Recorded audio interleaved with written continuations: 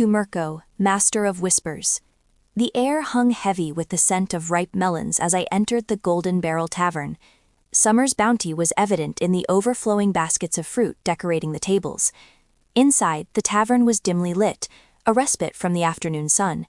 Wilfred Loamfoot, the hobbit craftsman, sat nursing a tankard of ale. Dalton Fellwinter, the mercenary, occupied a shadowed corner, his gaze sweeping the room. Mara Goldpocket, ever discreet, blended into the background, observing. Anya Meadowsweet and her younger sister Sarah were setting up at the bar, and Gemma Fairweather, and finally young Lila, all from the village, had taken a seat. Faye Meadowbrook, always with a book, was sitting by the fire, and Willow Larkspur was discussing her latest creations with Anya. I took a seat, the secret I carried weighing heavily on my mind. It was time to see who knew more than they let on. The next few days were spent observing my companions. Mirko. Wilfred, despite his jovial nature, remained an enigma. His nimble fingers, usually crafting intricate mechanisms, fidgeted nervously. Dalton, as always, was a study in stoicism. He trained with the local guard. Mara flitted about, gathering snippets of information. Anya, Sarah, Gemma, and Lila were preoccupied with the markets. Faye continued to study by the fire, and Willow made more tinctures. Each dawn, I'd watch the sunlight paint the fields gold, the scent of ripening wheat heavy in the air. Evenings were spent around a crackling campfire, sharing stories and meals of roast mutton and freshly baked bread, trying to parse each reaction, each carefully chosen word. I noticed Mara subtly questioning Wilfred about his travels, a flicker of suspicion in her eyes. Dalton maintained his watchful silence, but his gaze often lingered on Mara. It was a delicate dance of half-truths and veiled intentions. The catalyst came during the weekly market. A traveling merchant arrived, his wagon laden with goods from distant lands. Mara approached him, engaging in what seemed like a casual conversation, but I observed her closely. The merchant, a portly man with shifty eyes, kept glancing nervously around. Mara subtly gestured towards Wilfred, then back at the merchant.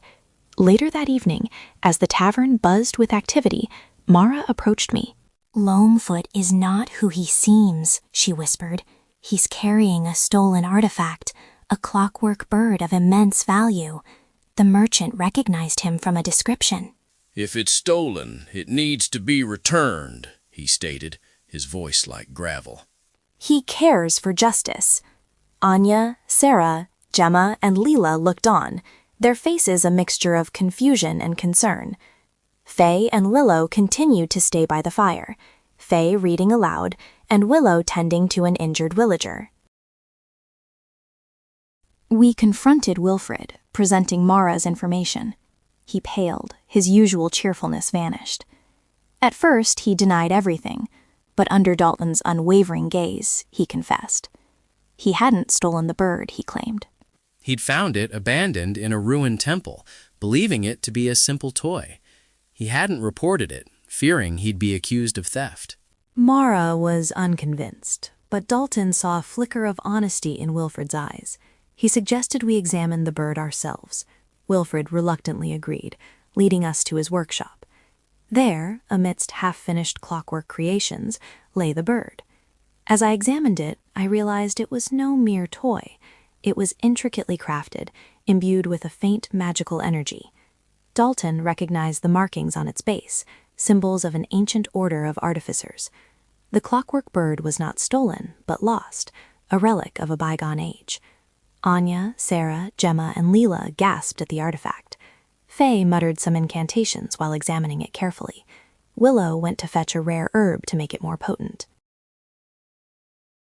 With the truth revealed, the tension dissipated.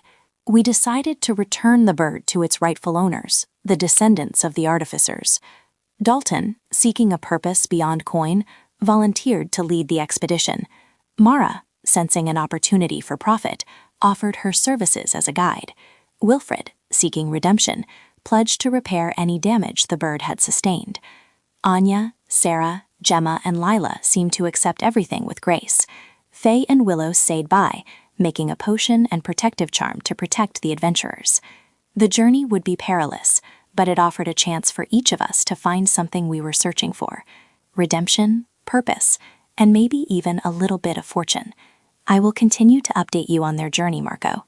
The secret I carried proved to be a catalyst, bringing these individuals together on a path that may yet change the fate of the duchy. I remain your loyal informant.